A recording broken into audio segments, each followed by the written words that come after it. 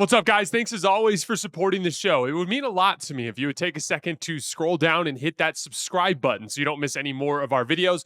Also, make sure you follow us all over social media so you don't miss any of our content or show announcements. So really fun first impression of Dylan Harper. The first thing that flashed to me was his defensive potential.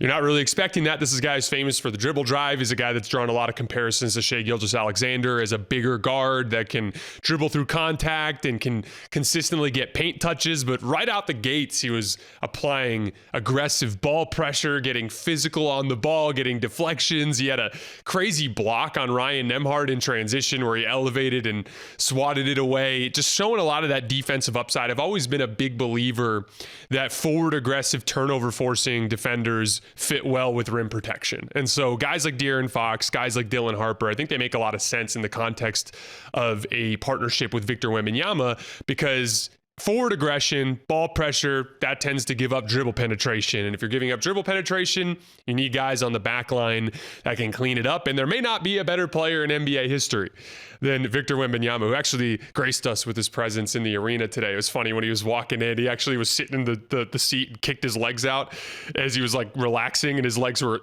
on the court during the game. And that's just a problem that Victor Wembanyama has that not many of us have. But that defensive potential was flashing. And that second piece of it, and I think this goes for both Cooper Flagg and Dylan Harper, is the dribbling through contact.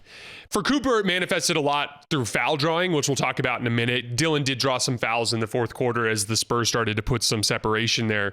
But for Dylan, it was just consistently getting into the paint. And this is that Shai Gilgeous-Alexander-esque chaining together of dribble combinations, right? Like when you get into traffic, you make a move. The defender beats you to the spot. Maybe he's applying some physicality. He's putting his hands on you. You got to be able to dribble through that contact and change direction and attack again. And then potentially even change direction and attack a third time. And that's one of the things that's made Shai such a gifted dribble penetrator in the NBA. There's a chasm between the amount of drives per game that Shai Gilgeous-Alexander puts together compared to other guards around the league. And that just comes from that downhill, that relentless downhill force, constantly changing direction and being able to control the basketball through that. And you saw that with Dylan, the protected dribbles, right? Like that between the legs dribble is how you can protect the ball as you're dribbling in traffic so the ball doesn't get swiped away. And he showed a lot of that. He drew some fouls. I just thought in general he was generating great offense, especially in that fourth quarter run. The Spurs defense held Dallas down most of the game, but in that fourth quarter they went on a little offensive run, blew the game open, and it got to the point where it was too much for Dallas to overcome. He had a really nice kickback read. A lot of times when you're running ball screens, they will use the guy out of the weak side corner or out of the strong side corner to tag the roller. He had a ball screen coming off of the right wing where he got into the lane. The shooter in the right corner, his man tagged the roller, and Dylan patiently pulled the ball out and pitched it back to the right corner.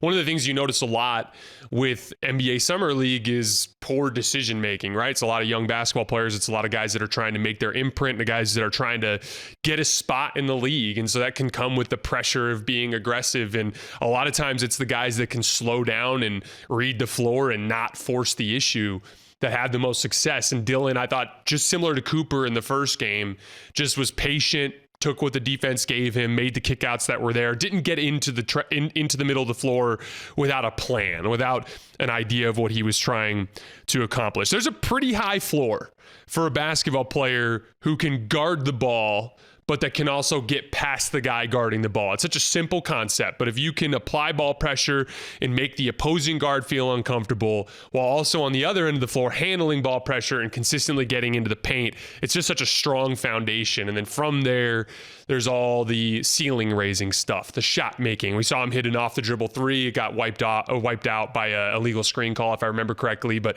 showed some of that more high level upside as a shot creator. That's going to be the ceiling, right? Like whether or not Dylan can reach that all NBA level as a player is going to come down to his development as a jump shooter. And, you know, one of the things with Dylan that's different than most on-ball guards is he's a guy that typically on-ball players, they struggle to shoot off the catch, but they're comfortable shooting off the dribble because throughout their entire youth basketball experience, they've been the guy who's had to dribble and get to their spots, and they're not getting a ton of clean catch and shoot looks. And Dylan was kind of different in that regard. in college, in that he was actually better off the catch than he was off the dribble because his release was a little drawn out. It's a little low down in front of his face. And so as he kind of sharpens those details, gets a little bit more of a crisp and fluid release, that will make things easier for him when he gets into the NBA level. Before we move on to Cooper, I wanted to shout out Carter Bryant real quick. Carter was one of the guys that the Spurs put an absolute defensive clinic together in their first 2 Summer League games, just absolutely strangled the life out of the Philadelphia 76ers the other night, did it again tonight to Dallas.